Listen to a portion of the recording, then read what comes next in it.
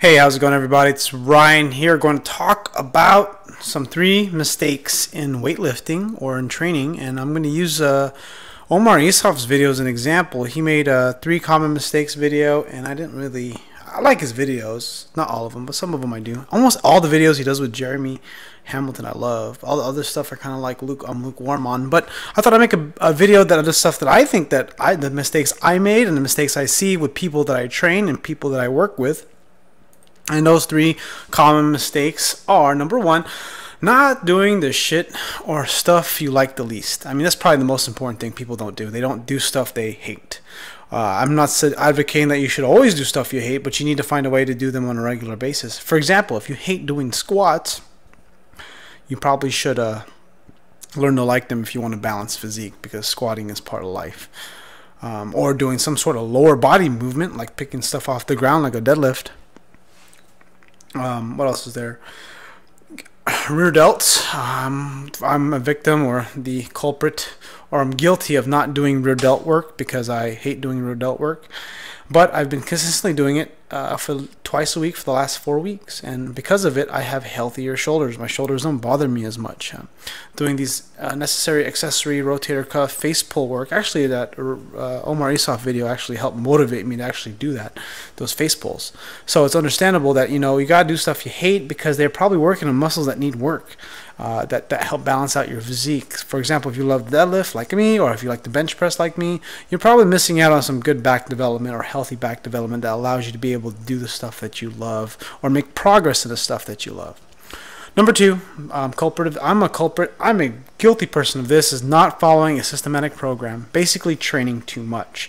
Essentially, you start to feel good, and you start to get into the kind of groove of training, and then you start training more regularly, and you start wanting to add extra days in, and you start wanting to lift more than you should because you can, because you feel good, so you keep lifting. But then the problem is, this doesn't scale. Like, I did this program where I benched 5 days a week, I deadlifted 5 days a week, and I squatted 5 days a week. I did it for a week. I did it for a month, actually, and I was pretty beat up by the end of it. I had a bunch of overuse injuries, and the truth is I just wasn't conditioned for it, and honestly, it just wasn't a very smart approach.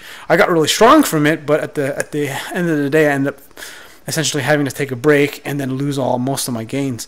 So understand that following a systematic program is probably the most important.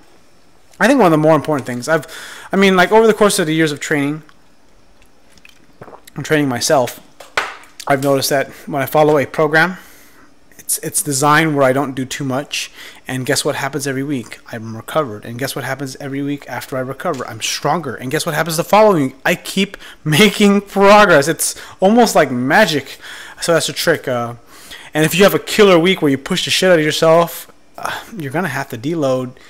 If you don't deload, 2 things are going to happen. 1, you're going to get basically beat up and not feel good, and eventually basically get hurt. Those are basically 2 things. Number 3, not working on your technique. This is something I'm a culprit of as well, and a lot of people who just go into the gym, they follow some workout program like 5-3 run, the Q method, what's popular out there, some 5x5, whatever, is that you got to work on your technique. You got to work on where your hands are. You got to work on tightening your core. You got to work on your feet placement when you bench, when you squat, when you deadlift. You got to take a lot of these things into consideration. The people that do the best in their training, the world class, the absolute best, take note of everything that they do.